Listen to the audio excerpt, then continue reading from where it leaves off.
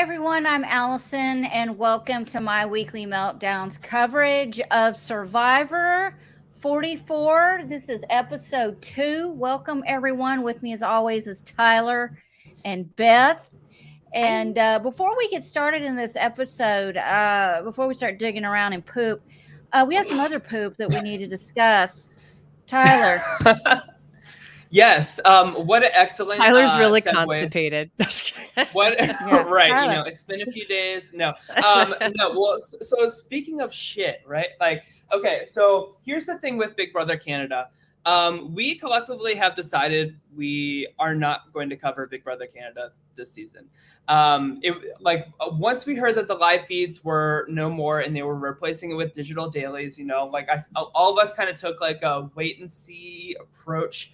And it just has not gotten any better. Like there are so many gaps of knowledge in terms of like nobody knows who anybody's like working with. Like there's not even real confirmation on like showmances that are happening in the house. Like we heard that like they mentioned on the dailies that production has handpicked the bedrooms for each of the house guests to stay in. And so they put all the bros together in one bedroom. So they are like literally handcrafting alliances at this point.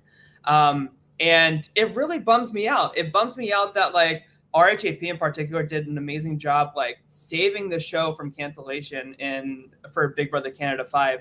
And we just had two of the best back-to-back seasons of Big Brother Canada, a Big Brother of all time that I was so high on. And I have been like the hype man for Big Brother Canada here on the podcast, on Twitter, made it like an article for Reality Blurred about why I thought BB was better than Big Brother US, for God's sakes.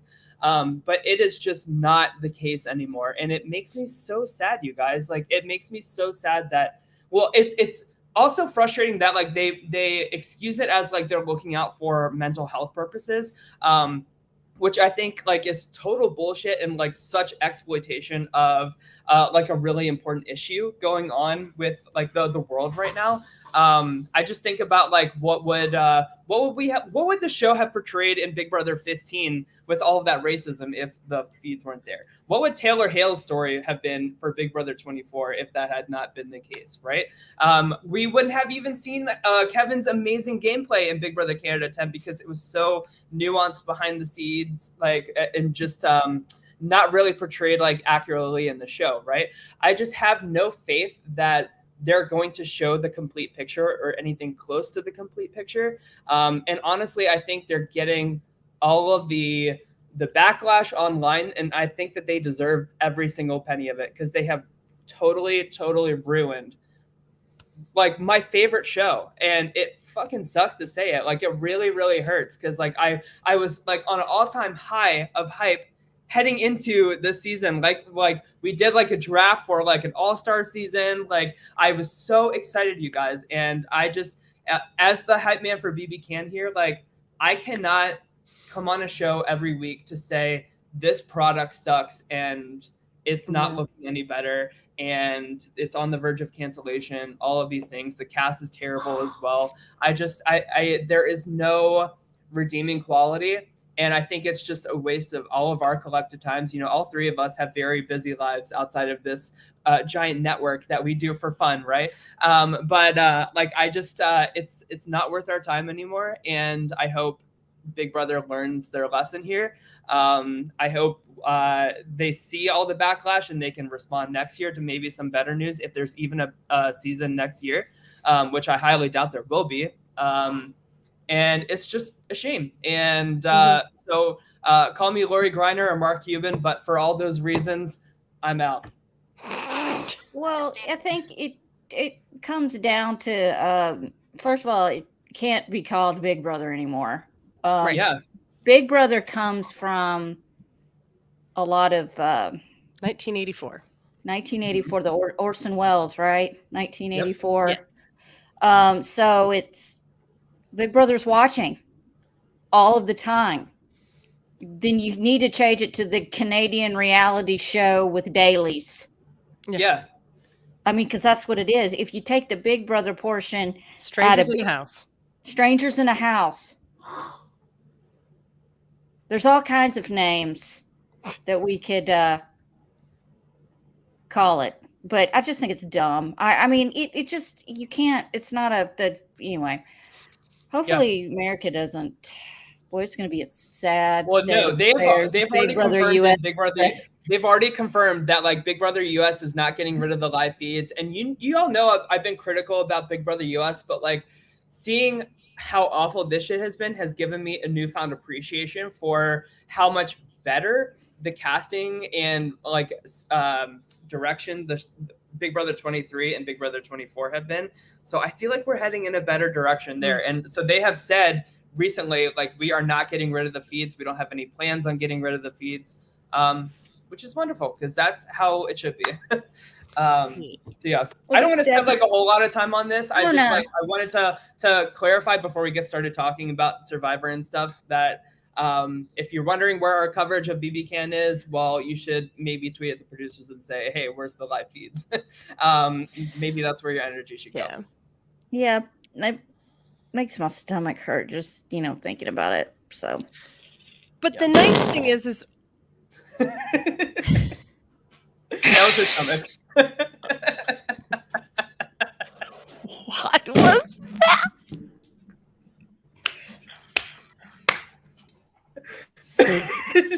That was literally Allison's stomach. She's so upset. Her stomach just went. I've been dying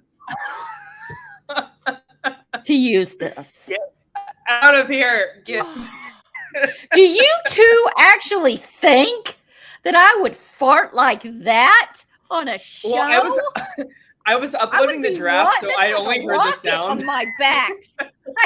No, the best part is I was halfway through saying something and I looked at Allison's face and Allison's face was like, oh. I want to remind people, Allison is an actress. I don't know if y'all remember this or not, but she's a legitimate actress. I was so fooled that I was like, oh my God, did she just shit her pants? Like, I bought this for $3 for my grandson and it scares the shit out of him. So I can't play with it. Oh, literally. But I've been sitting here with it in between my knees, just waiting for the perfect time to just use it. Oh man. Yeah. I can't think of a better time or opportunity. I think it was perfect. Mentioning that was pretty great. Breaks the tension of talking about the shit show. I know. I was in the middle of my transition line to try to say now our show's actually about Survivor. Hello to everyone in the chat. Kylan, Antonio from Italy, Heather Jean, welcome. Yes, Antonio, it's great to have you in chat for the first time. Yes. Yes, thank you. Sorry that you have to deal with some farting Americans. Look, it's funny. Farts are funny. You two were laughing your asses off. I was uploading the draft, so I just heard like a giant like sound. I was like, and then there was the second one, and the second one was where I was like, that has to be a whoopee cushion or something. But the first one, I was like trying to teeter between being sensitive and also not, like, I was just losing my shit. Like, I was like, if she really did just poop her pants, I can't make fun of her that bad, but I also really have to make fun of her for this. Oh yeah. All right. Well, Beth, take it away. Survivor 44, episode 2. Where do you want to begin? Oh my goodness. Okay. Well, I'm going to be 1,000% honest. I can't even remember the episode now because that fart just blew everything out of my mind. Who's even on the cast this year? A lot. Do you want me to bring up the draft? Oh, okay. So with this episode, so again, we are covering it over the weekend. We know that it aired on Wednesday. We have people returning from Tribal. The Orange Tribe returns from Tribal, and we immediately see that Brandon is not big on Kane. This is kind of something I had theorized last week, where the only other person who wrote his name down is Kane, who's there, which is unfortunate because 3 people, saved their votes or didn't have a vote, either with using the shot in the dark or in Lauren's case, she was getting the banking a vote advantage. And we do get a little bit more of the explanation from Matthew as to why he did it. And it's exactly what I had theorized last week, which was to save some blood on his hands. And I really think this worked out the way he needed it to, because no one's looking at him for doing the shot in the dark. Everybody's looking at Kane. So I really think, I don't know if you guys agree, but I think Kane's going to be next to go if the Orange Tribe loses. Yeah, I wouldn't be surprised. Okay, that for the record was not me. It's totally empty. Totally empty. Sora has been taking piggy duty away from her. Sorry, girl. So Kane. Yeah, so I don't know. Like I think Matthew and Brandon are gonna like stick together, but you know, we were theorizing like, is Kane gonna be in this like powerful like swing position? Doesn't seem like it's okay. So. Which one is Kane? I'm having a brain fart. Which one is he? The glasses, curly hair. Yeah. Okay. The taller one, the one that in the preview for next week is like swinging the sword around.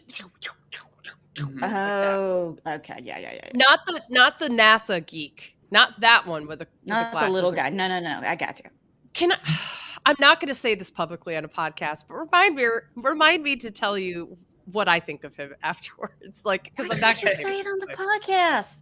No, it's really not nice, and I don't want to say it publicly, but I will say it. Aren't you kind of saying it without saying it? Putting it in our private chat.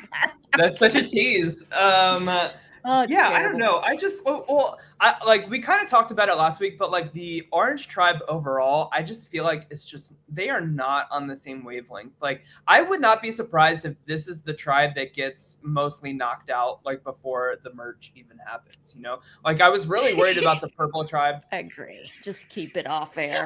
We're not saying that out loud. Yeah, we're not saying that. I'm sorry. I was worried about the Purple Tribe, like physically, like being the like less superior one, especially with like Bruce out of there.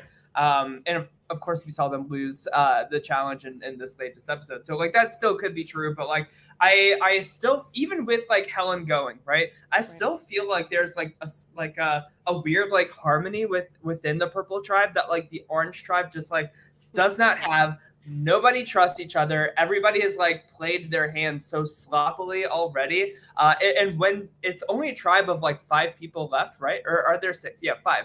5 in that tribe. There's no room to hide. There is no like big consensus target to get behind or anything. Especially with like Jamie and like Lauren, I feel more positive about. Like if it's anybody in the Orange Tribe that I'm feeling good about making a deep stretch in this game, it's Lauren and Matthew. I really think that what's going to end up happening is that Jamie Lynn and Lauren are going to have to realize that they need each other and Kane, and then they're going to have to go after one of the 2 guys. But that's what should happen. What will happen is that Jamie Lynn in particular is going to side with the 2 guys, and they're going to get Kane out next, and then Jamie Lynn will be the one after that. Like that, it's just like it's the easiest thing to see on the wall for me. What do you feel like, Allison, with this Orange Tribe? They're really discombobulated. I don't know, because I watched this like on Thursday, and I'm trying to remember, and I just keep thinking about like everybody used all their stuff at Tribal, and it's like, what do you? The other part of this is that there's really not much more to discuss because they don't really get any screen time except for the beginning. I was just about to say that. Yeah, like really our memory's probably fuzzy because like we don't.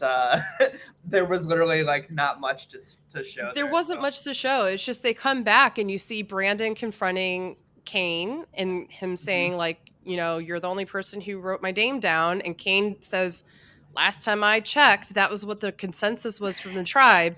Listen, my whole thing, how are you going to blame the guy when every freaking idol and secret, all this shit was used? Yeah, his was the only vote because maybe he was the only guy who didn't have something. Really?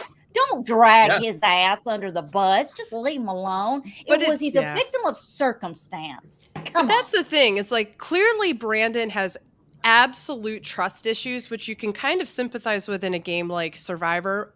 Yeah. But to the point where like I don't see Brandon, if he makes it to merge, I'll be surprised, but if he's not making it far in the game. Like, no one's going to attach themselves when they have another opportunity to go with someone who isn't going to like just turn on them immediately. He's an unreliable ally because you don't know what he's going to do. Yeah. Yeah, you can't pitch a fit every time someone writes your name down, even if there's only one freaking vote, because everybody uses everything at the same time to do the first tribal council of episode 1 of season 44. Calm down. But more so, I think like it's I've never like thought about like this as hard as I am like on this tribe, and I don't know why. Like it's like it feels like nails on the chalkboard for me, but like there's just no chemistry. There's no chemistry. All 5 of these people, like even between Matthew and Brandon, like that should be like the most like solid like pair out of the group. Like I just see like as soon as they get fresh faces, and there is rumors that there is like a swap this season. Thank God. Oh, okay, good. But I feel like as soon as that happens, all 5 of them are going to be like, my vote's for sale. Bring me into something new, because these people are not working out for me. Going back to the only season I remember of season 5 of Survivor Thailand. Survivor Thailand? Yeah. Shut up. Who was it? Suchin? I can't remember her name. But they didn't even merge. He just said you're joining each other on the same beach. It wasn't a merge, and she thought it was a merge. And she was telling everybody's business, selling out her tribe left and right. And then they show up to a challenge, and oh, we're so excited about the merge. And you know, Jeff's like, I didn't say merge, and she looked like she shit the bed. So it's like Sheehan. Yeah, it was Sheehan, almost Sheet. Her, you know, because she was like, oh man, I've been selling these people out left and right. And yeah, so I don't know why I brought that up. Why did I bring that up? I don't know why either, but I respect it. Well, I'm just saying when they do merge, the orange tribe swap. Yeah, the orange swap, you know what I'm saying? That's the thing. But I also think that depending on how the tribes get swapped, the best thing that could happen to any of those 5 people is that they are not in a majority of whoever in whatever swapped tribe. So if the orange flips, you want to be one of the few oranges and say like, I'm going to give you all the tea, and and you can work your way up from the bottom easier than you can like maintain trust with people who you don't trust. Do you see that any of these 5 people being that capable of a player to do Lauren? that? I think Lauren could. Yeah. I would just be like, Jeff, this is a merge situation where I can like tell all my shit, and you're not gonna like shock me. Like I could say XYZ about this person, right? And like you just start airing it in front of everybody anyway. Like I'm allowed to say that. We're merged? Okay, great. My bus is full of gas. I'm ready to go. I just need to know if I can start dragging. Can we go, please? Green light, red light, yellow. Come on. So I actually have a related question that's also going to be about something else that we see in this episode. Okay. So it becomes blatantly clear now that we see that Carolyn was able to find the key and open it up, the cage, and have, you know, the coin and the beads. And we saw what Brandon had were like the red thing and the beads or something like that. And whatever is the fake idol at your camp is a real idol at somebody else's camp. I noticed that. Yeah. When there is an eventual merge, what are we thinking about this twist? Or swap? I want to hear Allison first. I don't think these idols are going to make it that far. I mean, if they make it to a merge, I would be shocked. Well, the fake idols, though, like you can fake someone else out from another tribe because that's the real idol at their tribe. I think that what would be superb would be to find out what one person has as the 2 idols, find out who opened the bird cage, if you open the bird cage, and find out what they've got, what each one is. And as soon as you hear the medallion is fake and the beads are real, you say the same effing thing. And then when the time comes, if that person uses their stuff, you somehow maybe to get them out or to convince them to get someone else out, you offer up the fake one as a real one to get that person out. Hi, Tim. You know what I'm saying? That makes sense. It does. And I'm also wondering, does it, so you have to, you also have to hope that there's no differences between the two, because if one like medallion has like green as the thing around it and one has red, like, I think you you know got what to I look mean? at it, Beth. It's kind of like the ridiculous sword and shield combo for the immunity challenges. Fair. You're Yeah. really going to give these people a sharp effing object? Please. You got a shield and a sword. It's kind of like it's two different things, so they're going to make them look different. But here's the wrench into this, okay? So it's one is shared with the one tribe and one is shared with the other tribe. So it will become blatantly obvious to people that whatever is the fake one at your tribe is the real one at somebody else's tribe. So it will be hard to convince the people, especially those that have the idols and know what they look like, to want to play a fake one. If anything, it's going to encourage people who have the idols to come together and try to fake out the people who aren't aware of what they look like. So I think, okay, I have to quote Rory real quick. What in the Dungeons and Dragons is happening with this? Yes, I like it. I love it, and I'm kind of like, but I don't know. Listen, I'm not an asshole, and I'm not trying to shit on anybody, literally. But I think you're giving these people too much credit. I don't think they're going to think that way. Okay, I think they're so malnourished and starving that if they can think that logically, yam yam, then they deserve to win, yam yam. But that's the thing, like they are told one's fake and one's real. So they have to know that everybody has a fake and a real one. And if somebody else's fake and real one, if they show them that, they're going to see that one does not match either of the two that they have. Let's go through the list. It's an easy, logical thing to figure out quickly. Carolyn got the bird cage. Mm-hmm. Brandon got the bird cage. And then that's been used, so we don't know what's going on there. And Danny got the bird cage. And who, Danny. I'm just going to let that play. Just let that play out for itself. I can't wait to have a conversation between Danny and Carolyn. Like that to me, I want to wait all season for that gold moment. All right, Tyler, give us your thoughts. Yeah, so I think these twists and idols and stuff, like especially after like 3 seasons of like, you have to collect these beads from everybody to form this idol. Like that is such a known quantity for these super fans playing this game at this point, that the strategy of like how these advantages are played. But these guys don't know about that, do they? These guys wouldn't know about the beads thing, but they would Was know that only about 43? That was only 43. Yeah, the other two were the other two were like the phrases at the Okay. Well, what if you just started shouting fake phrases? I would love that. I'm sorry, Tyler. I'm sorry. I'm gonna. No, you're good. Well, yeah, but like that's the problem though, Allison, is that like you have to keep like evolving these twists. Like they have to remain fresh, because I mean, Carson is literally like 3D printing the effing puzzles, for God's sakes. Like people will come as prepared as possible if production is too lazy to switch it up every now and then, right? And production loves exactly. it. So.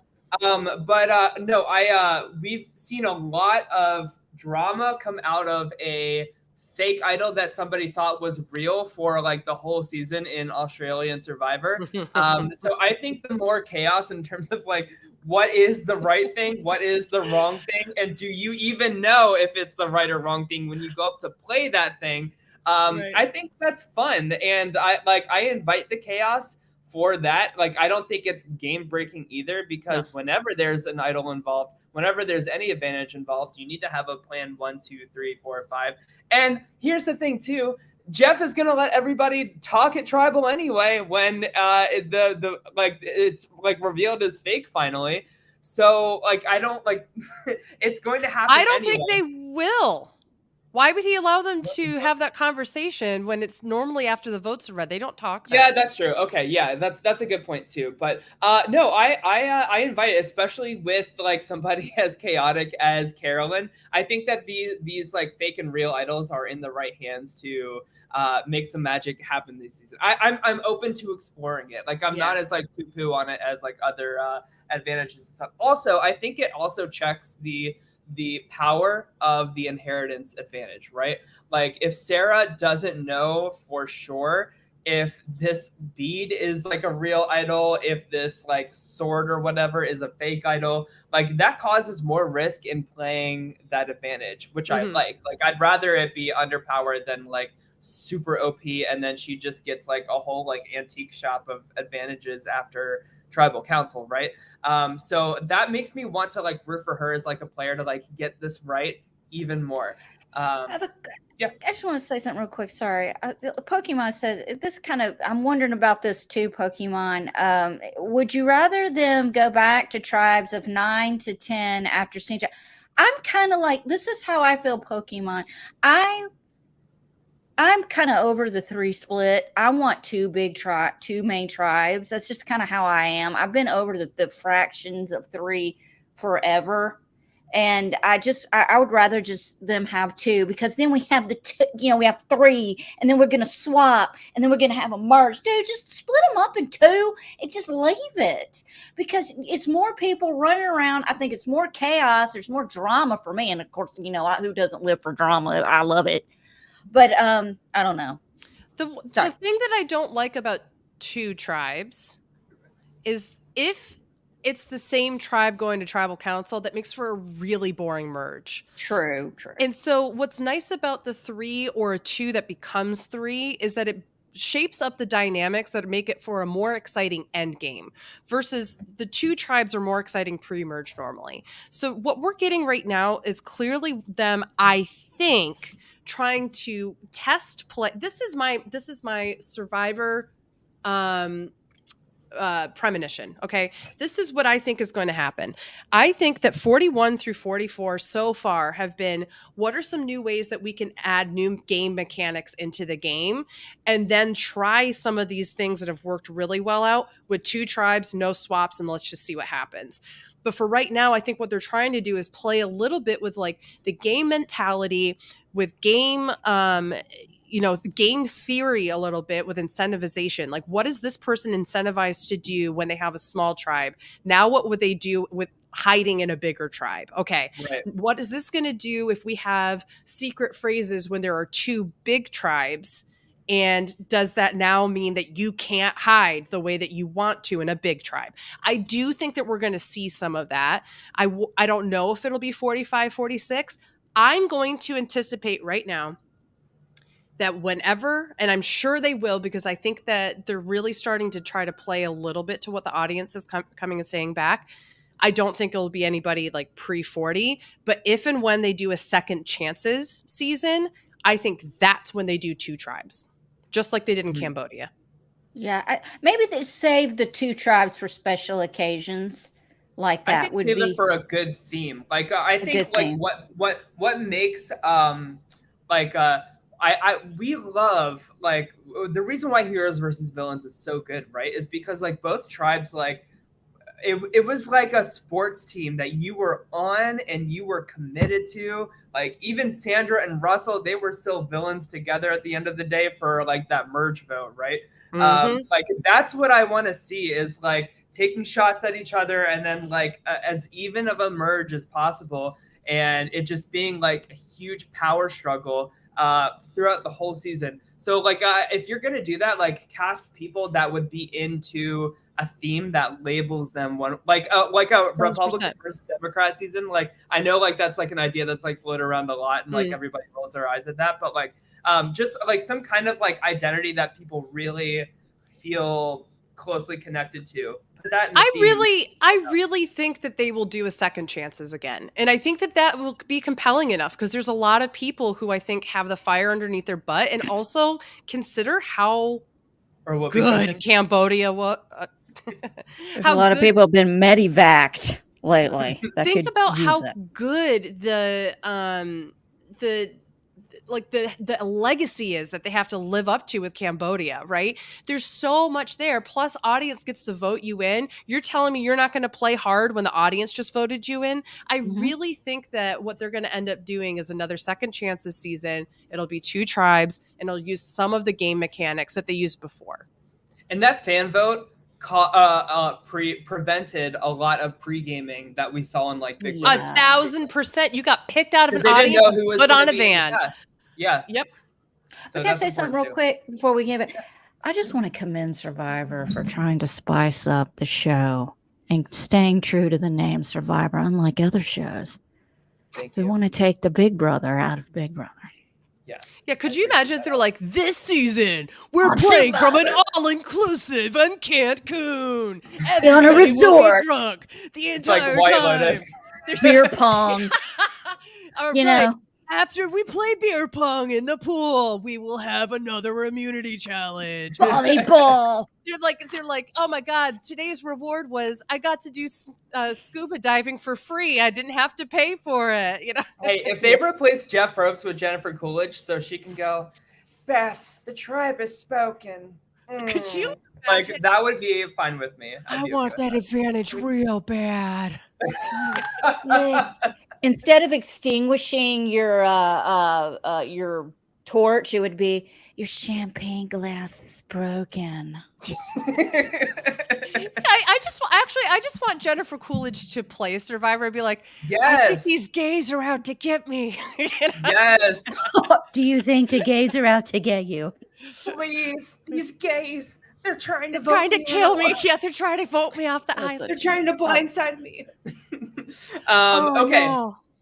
So I want to talk about some love in the air. We're getting a little showmancy where I here. stand on that. It's rank. It's stanky. Less white.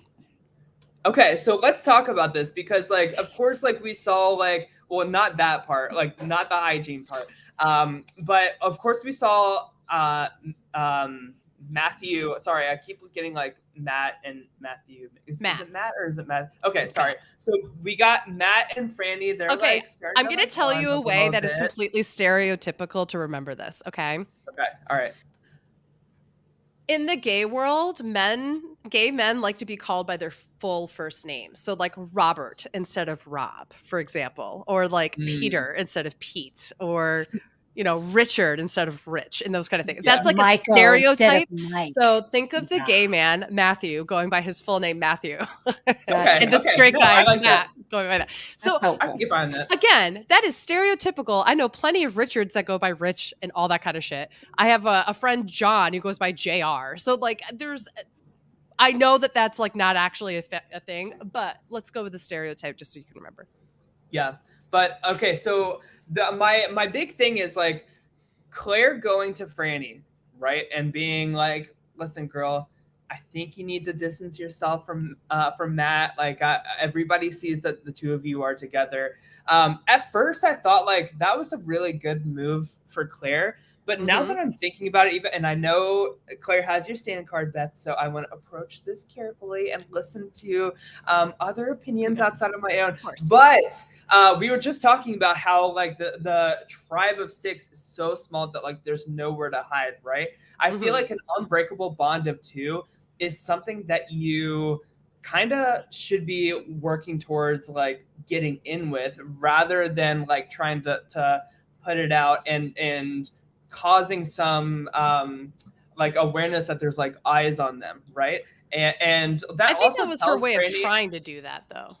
But I think it tells Franny that like Claire is having conversations about the two of them without her, and like you have to assume that Claire is not in those conversations. She's not being like, no, Franny and Matt are great, like I'm working with them, like she's going to be like lying and like contributing to that conversation. Sure, but it's still like enhancing like a big target, right? So does that come back to bite Claire, and is like a bit like, and is a unbreakable bond of 2 people in a tribe of 6, is that really that bad? I mean, look at how it worked out for Boston Rob and Amber, Just saying. Well, yeah, it didn't work out well for anybody else. It only worked out for the 2 of them. So it doesn't work out for the Claires of the world. Yeah. So I'm worried about Claire. Like after that, like I was like, why are they showing like that specific scene? And then they showed. I thought it was more of a. Sorry. Go ahead. I was just going to say. They cut to her face, like giving that like stink eye, and like I loved like that shot. Like that's gonna be a thumbnail for next week for sure. But I sent you that picture, didn't I? I'm gonna use it. I'm gonna use it for the thumbnail. Yeah, I just like I think that could come back to bite her. What are your thoughts? I can absolutely see that for sure. But I'm getting a sense that Danny is pretty strategic. As the way we see him talk about getting the birdcage idol, like, I'm not telling anybody, just kidding. I'm not telling anybody. I'm not telling a soul about this.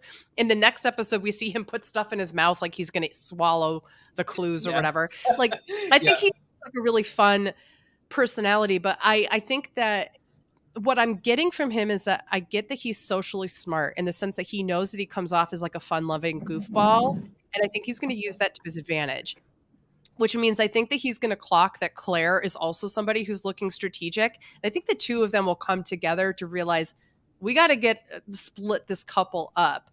And then you're going to, I think Franny is going to be the one that goes. There was something about the edit of this episode that was really Matt heavy. And like Franny was like, yeah, I like Matt, isn't he cute? And but he had like the story that went with it. And I really think that's a foreshadowing for Franny. I'm going to say I watch these confessionals like I'm watching a Dateline investigative discovery Snapped episode. Okay. I'm watching these people, how they're dressed, you can't fool me. Okay. Because if you're clean, you fake dirt. That's right. So I'm like, oh, that's some fake dirt. Okay. Like, I know.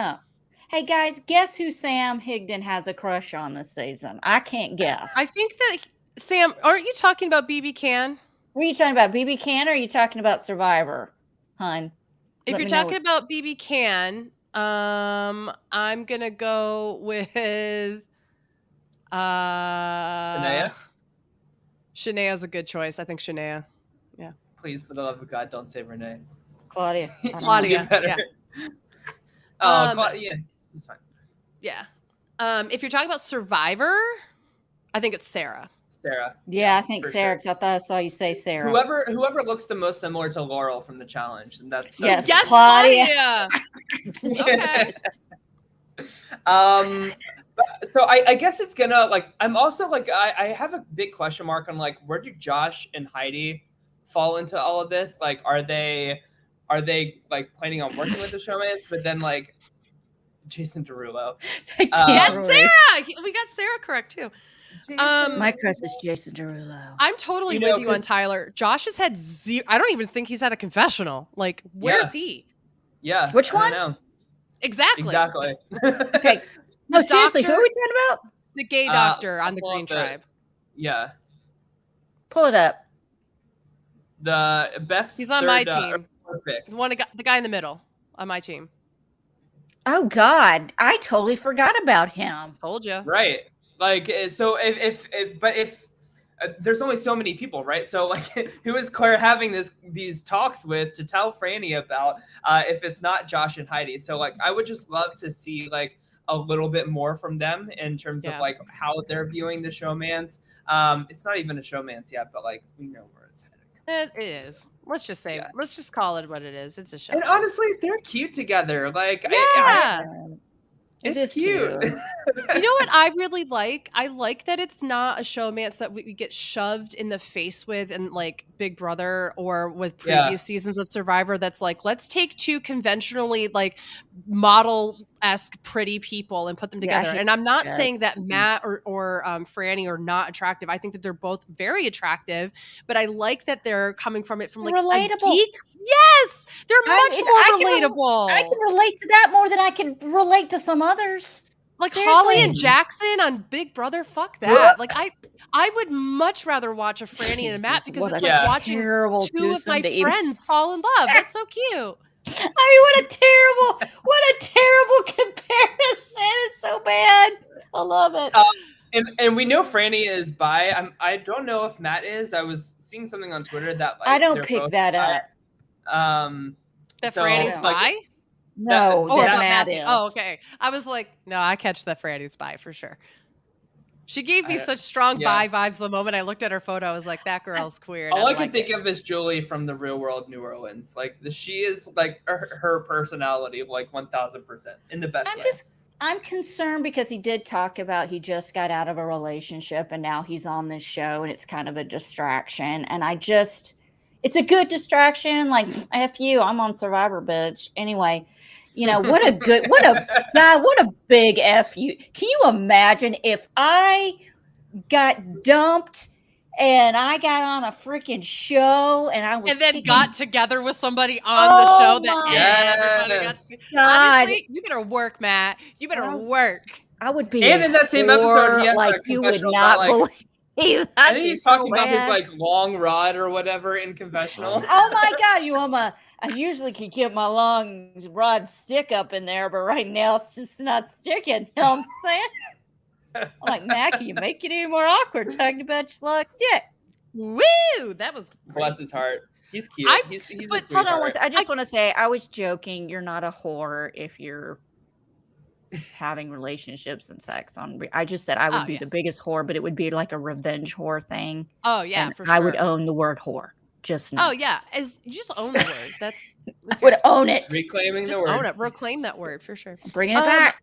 I do think that it's interesting that we kind of talk about that Green Tribe seems pretty solid in terms of being able to compete. And they, they haven't had to have their trust at this point tested by Tribal. Bring up the draft so I can keep up with who's on the Green Tribe. Sure. I'm only 2 episodes in. I don't know the tribes yet.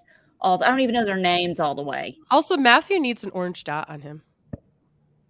Oh yeah, sorry about that. That's okay. We're talking about the yellow tribe. Which one? We're talking right now about the Green Tribe and the fact that they're very strong. They're not missing anybody, and I don't see them needing to go to Tribal soon.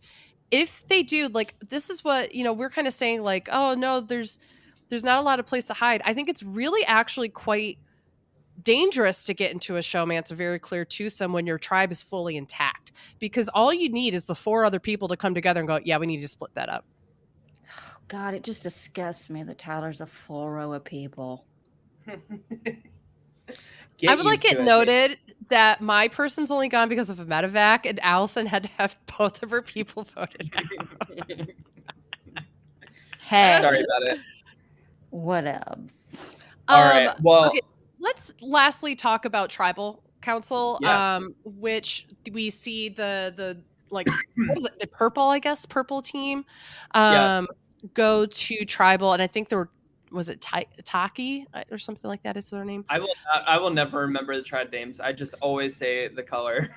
Yeah, it's fine. So the purple tribe goes. They're already down 1 because of Bruce being medevaced, right?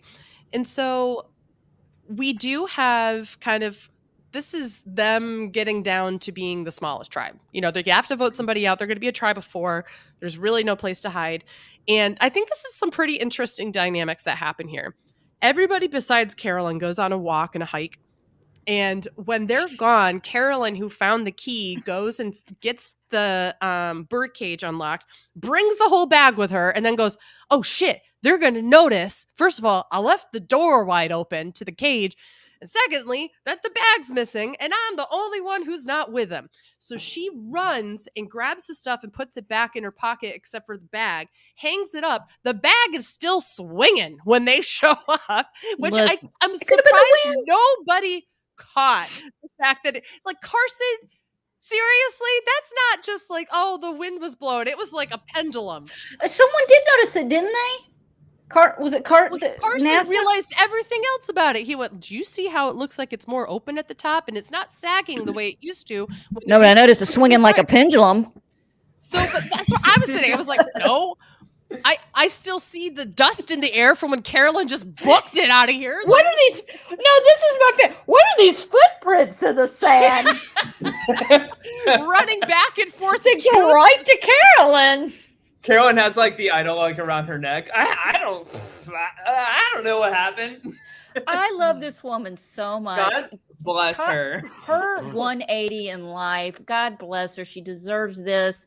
And to hear her talking about finally somebody I can relate to, digging through your child's poop. I get to get a tooth out. That is dedication. That is motherhood. Because let me tell you something, us addicts, we've done it all. We've seen it all. Digging through your child's poop. That ain't nothing. Bring it. Yeah. And I'll that's find just that for too. fun. Yeah, for fun. For fun. For fun. So why do we? Of course, like we see like. Well, that scene is so fascinating to me too, because like it's all through Carson's perspective. Like we see No, we think see about it, him like we see him like analyze everybody's body language and try to like figure out who it is and stuff like that. And My I don't husband understand does how it's that. not like. Well, I don't understand how it's not just so obvious that like it's the one person that's like not. And the best part about it, the reason why, it's because Carolyn is not somebody that you can read like a normal person. And I don't mean to say that in like she's a freak kind of way, but she doesn't present cues the way that other people would. So she gets emotional about things. That's a really good ability to have. And it's a credible ability to have. Yeah. And it's also because she's so endearing that the people like that are on her tribe are both like wary of her, but they also were like, she is so... I hate saying this because this is not the word I mean to use because it has such a negative connotation.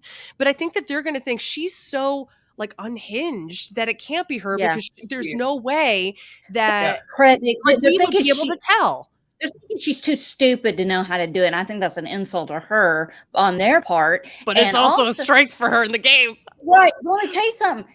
They're paying attention to the wrapping on the box. They're not paying attention to the contents of the box. And this is where you get into don't judge a book by its cover. Yeah, I mean, it's kind of like,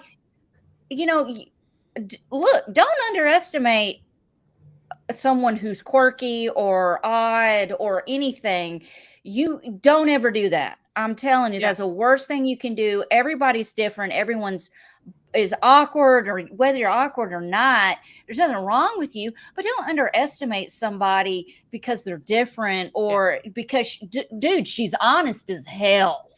She really is. But I think that's the best part is that she's so honest, and they think that when she does something that's dishonest and can hide it, they're never going to suspect that. And that is such a strength in this game. It's great. I also kind of want to call Carson out a little bit here for two things.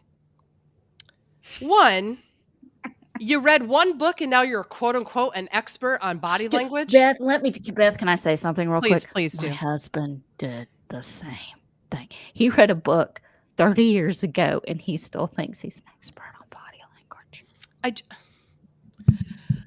I have so many things I want to say about that right now, Allison, but I will wait until we are off the podcast. But secondly, you don't read one book and then you're an expert. That's not how it works. Like, you're not even done with college. Also, since when did NASA have does NASA actually have a college program? Is it possible to say you're a NASA student? I have a GED. I don't know. No, I really think that it's just like you're somebody who's majoring in physics. Like, how do you say that you're a NASA student? That's not a thing that I'm aware of. Wait a minute. Is he actually in NASA school? I don't know that that's a thing or not. And I think it's so weird that we call him a NASA student. Like, I think you have to at least have a master's degree in astrophysics. Are you working? Internship or something. I don't know. I don't care. But then don't call him a student. Like, just call him a NASA intern. Like, what? But what is he working on at NASA? But that's the point. I don't think he's at NASA at all. He's at college. Hey, he had his picture taken in front of it. I could have my picture taken in front of the University of Memphis and say I graduated. Allison, you should go to the NASA campus, take a picture in front of there, and then apply to Survivor as I am one of the lead scientists at NASA. I do all the important shit around there. Yeah, I'm gonna go freaking in front of one of the most prestigious medical schools and take my damn picture with my glasses on, and then come back. I graduated from this medical facility, and I know how to do operations. I would love to just lie my ass off one surgeries year while applying to one of these shows. Just make up the most ridiculous, unbelievable life story, and see if Raven. See if they fit at all. Right. Oh my God! Yeah, so Sam has looked it up, and it says that NASA initiated the National Space Grant College and Fellowship Project, also known as Space Grant. So if he is a Space Grant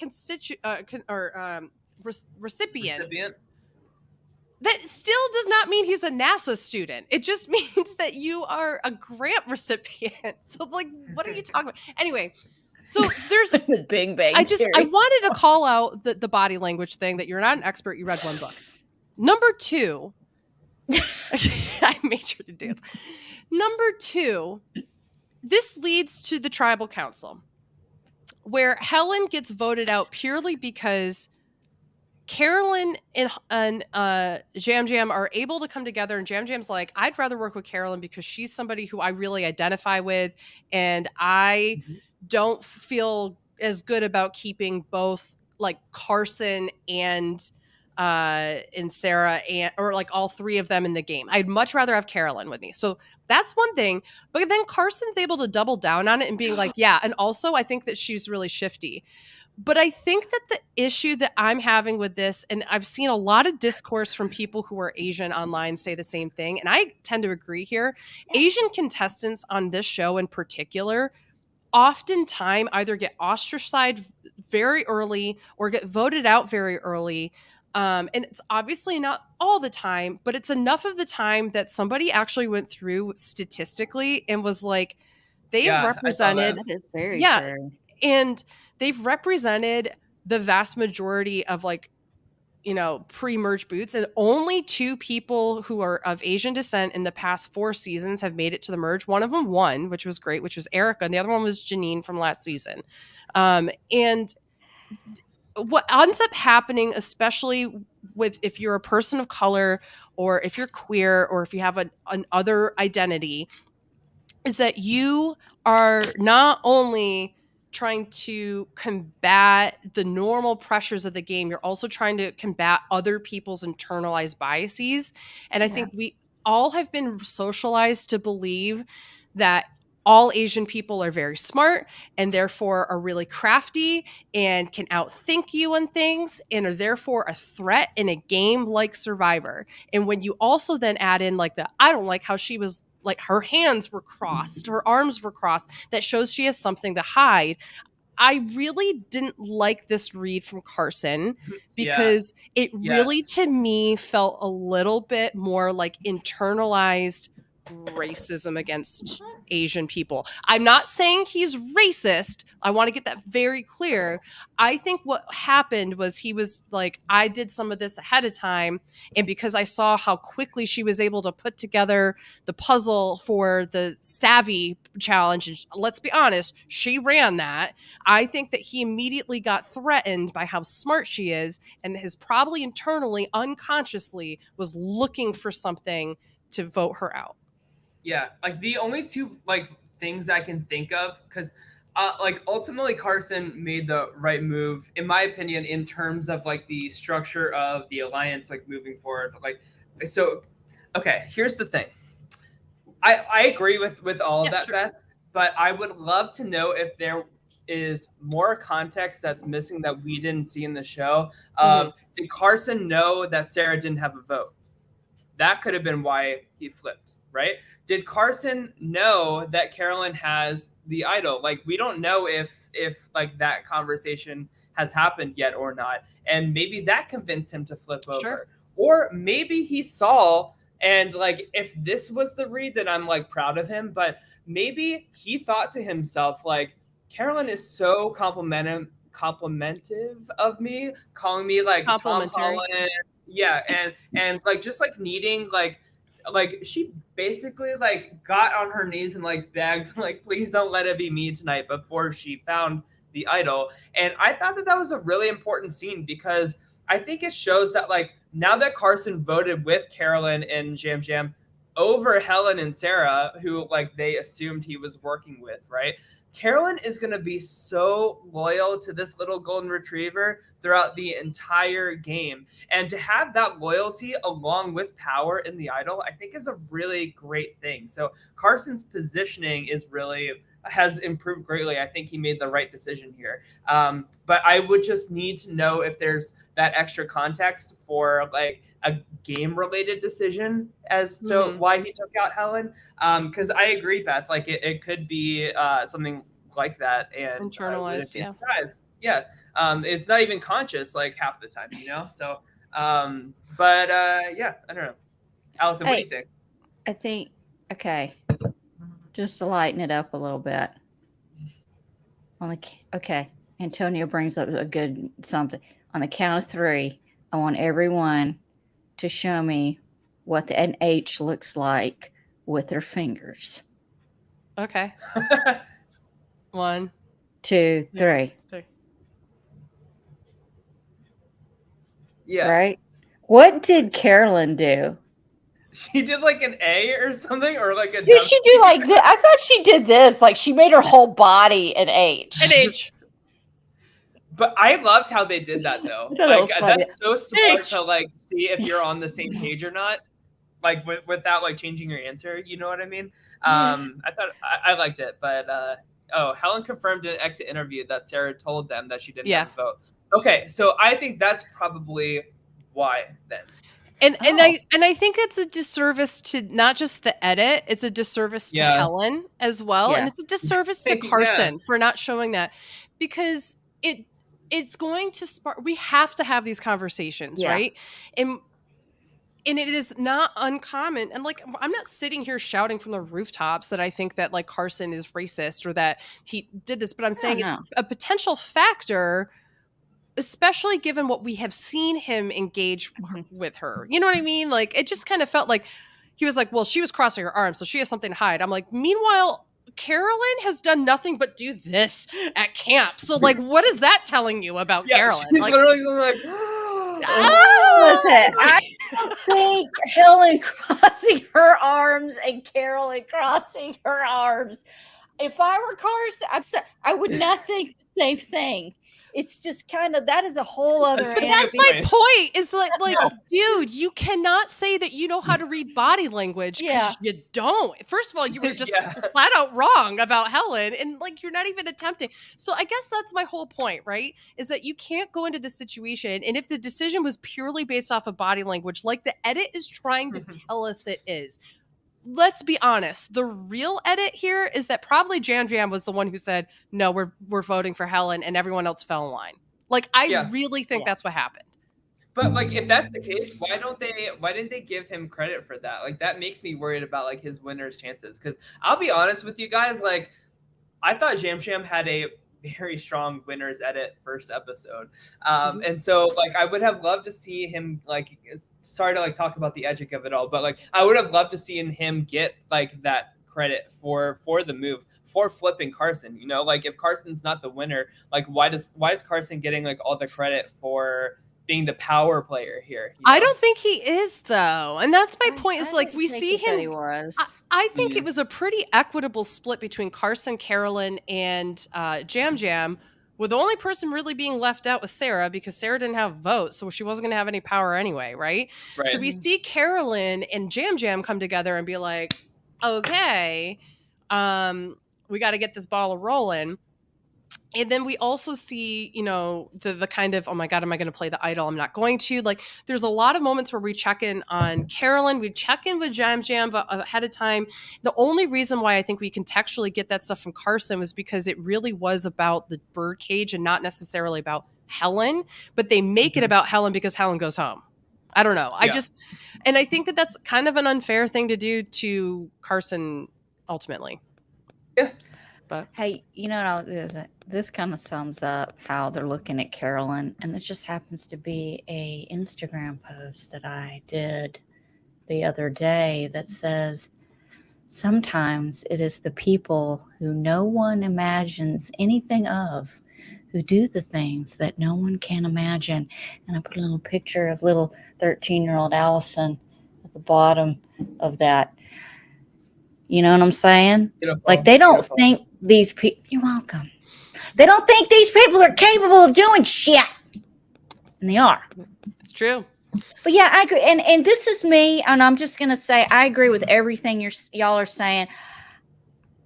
I'm not trying to be ignorant. I have never met a dumb Asian person. I'm just going to be real and 100%. I've never met a stupid Asian person who didn't know what they were talking about. Everyone I've ever met has been highly intelligent and nice. I mean, I've never had a bad, negative, weird, odd experience. So I will say just for me, if I apologize, I'm not trying to stereotype or be ignorant. I'm just being honest. I would think she's a threat because I feel they're very smart people. And that's just me. And I'm not trying to be rude, or I hope that doesn't come off as racist, or if there's something in that, please tell me so I can correct it. That's no, I think where the issue is, it's not an insult to call people smart, but it's more of an insult to then say that because they're smart, they're therefore going to like be they're sneaky. untrustworthy. They're untrustworthy. Okay. It's those things. And unfortunately, when you play a social game like Survivor, where that's already kind of a layer that you really can't trust anybody, people who have like, it's the same thing where people would like imagine being like, oh, I'm really nervous about playing with a Black person because of the stereotype that they're untrustworthy because what if they're going to quote unquote steal my stuff? Like, it's those things that we bring in that are the more negative aspects. Or, oh my gosh, we're going to do so well in the challenges because we have a Black athlete on our team, so therefore we're going to win. Like, it's those kind of things that like they go from being a compliment to a microaggression very, very quickly, where you think that you're complimenting them about something based off of their race, but it's actually a backhanded compliment that hurts their image at the end of the day. So when more of a justification that like you need to stick within your own. Or a justification to it, like, oh, we need to vote them out because of this. Yeah. Because my first impression would be, I would believe that she's highly intelligent and smart. But then again, I'm also not the kind of person that would, being me, would judge or say, oh, well, they're going to do this or that. I just like, I bet she's smart. I bet if I want to know something, I'd go ask her. And that's the thing. Like, you could look at anybody and go, I think that they're a smart person. I want to stick with them, or I'm wary of them. And that's different than saying, oh, I'm playing with an Asian person. That means they're smart and I need to get them out because they're going to be sneaky. Right. That is where it is. But what I guess I'm saying is that like a lot of the time when it's internalized, you're not consciously thinking that. Right. So it's important for us to consistently A, call it out, and B, question every single time. So it's good, Allison, that you're sitting here and going, I'm going to be honest. This is something that I think, because it's important for the next time you meet with someone who's Asian, for example, or you see someone on television, that you're not jumping to conclusions based off of their race. Right. I mean, listen, I know when I walk in a room, people take one look at me and they're like, look at this studious, smart girl. She looks like an athlete. She could do anything. I bet she rock climbs. Mm-hmm. She sounds very smart. I mean, you did go to Equinox with me. I saw how everybody looked at you. They were like, wow, look at this. Oh, yeah, the gym. Was that the gym we went to? Yeah. Yes. Yes. I would also venture a guess that Southern people probably have, and this isn't a race thing, but probably have something like where people are going to go, oh, this person's Southern, therefore they're dumb. Oh, hell yeah. Girl, you know what I mean? Don't even get me started. Like, I've been called slow. Can you imagine?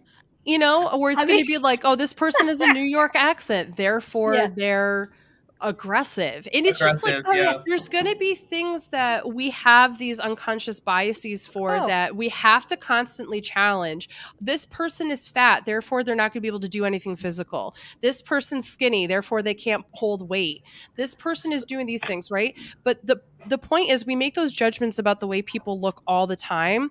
Yeah. When we base them off of an identity that they hold, we have to understand that it's not just about that person, it's about that entire community of people and how it helps to perpetuate the system that keeps them oppressed at the end of the day. Even in a game like Survivor. Yeah. I mean, I get, I bet if I walked in a Big Brother house and started talking, or where people would automatically assume, I bet she is a racist Republican. I'm telling you right now, that one right there is gonna, I'm not gonna, when I am so far, that's why I'm like, you can't judge a book by its, and I've been guilty of a lot of things, but I've come clean about it because I want to be educated about it. Mm-hmm. That's why I brought it up. No, I'm glad you asked. I'm happy you did. The Oscars are on. And we have gone through this episode. So next week, you know, we'll be back. Wait, I just want to point out one more tiny point that Rich had so Rich Fleming said, I totally judged Carolyn in the first episode, watching her fumble and bumble, but then deceive so many convincingly. She has my interest now. And that's what I want to like end on is like Carolyn, the personality is like 1 in a million. I'm so glad we're seeing it. But don't let that fool you that like we're getting a lot of confessional content about her like contemplating what should my next move be? How are people perceiving me? What can I do to like build trust with people? Like we're getting really smart strategic confessionals from Carolyn. So let's keep an eye out for like an oddly like good player of Survivor in Carolyn now that she has power too. I would also say that she's really benefiting, my God, from Jam Jam as well, who's somebody who is saying, who's obviously also very socially intelligent and smart and is able to connect with her. If she were on a tribe with people, like I would say if she were on the Orange Tribe, although I don't think anybody would be successful in the Orange Tribe, but if she were like with Brandon, for example, I really don't think that we'd see this character evolve well. I think that we'd see, you know, her being pigeonholed into a position. Yeah. Agreed. I co-sign. I think that's everything. We'll see. We'll see what happens next week on Survivor. But Helen did get evicted, or I don't think we. Just in case, Helen was pushed. Helen was pushed, and I really liked Helen. I think that she had a lot of promise to be a really, really good Survivor player. So I do hope she gets another chance. Yeah, these first two boots have been a gut punch, you know, for some like really good, capable players. Is this the first time that they have zoomed in on people? Hi, Tim. Zoomed in on people walking away from Tribal, because this is the first time I've noticed, because Jam and Carolyn were laughing, like, and I was like, that would be me and whoever I buddied up with. Did you see what we just did? Mm-hmm. I love it. So good. All right. Yeah, so we'll be back. We don't know if we'll be live on Wednesday or like at some point throughout the weekend. But we'll figure that out. And we will be covering The Last of Us, the season finale, tomorrow. Tomorrow, the finale. Can't wait. So stay tuned for a time, probably sometime in the evening. We'll see. But yeah, anything else before we head out? Nope. Right. No, I think that I have the winner. Any bold Oscar predictions? Is anybody going to get slapped this year? I really think that Brendan Fraser is going to trump over Austin Butler, and I think he's going to win the Best Actor Oscar this year, because Butler has won everything, and he's got a full career ahead of him. Fraser's earned this. Not that Butler hasn't earned it. Give it to Brendan Fraser. I think Everything Everywhere All at Once is going to win Best Picture. Oh, yeah. So. And, excuse me, Dada from the Goonies, he's going to win the Best Supporting Actor Oscar, because I can't remember his name. I'm sorry. He was in the Temple of Doom. Okay? Short Round. That was his name. Short Round, yeah. Short Round. There you go. I would love for him to win, especially if he and Brendan Fraser won at the same time. Oh, I really don't want Cate Blanchett to win Best Actress. I love her to the moon and back, but dude, she's got 2 already. Can we just give it to someone else? Please, Jesus. I want Michelle Yeoh to win. I want Michelle. Yeah, that would be great. And I think that Angela Bassett personally should have won 30 years ago for what Love's got to do with it. Yeah, should get it for this is a makeup Oscar for sure. She should just give that to her. It's Angela fucking Bassett. Come on. Angela Bassett did the thing. All right. Well, we're 15 minutes in. They probably already won. Right. I don't know. We'll fast forward she already did the thing. All right. Well, have a good night, everybody. Take care. Bye-bye.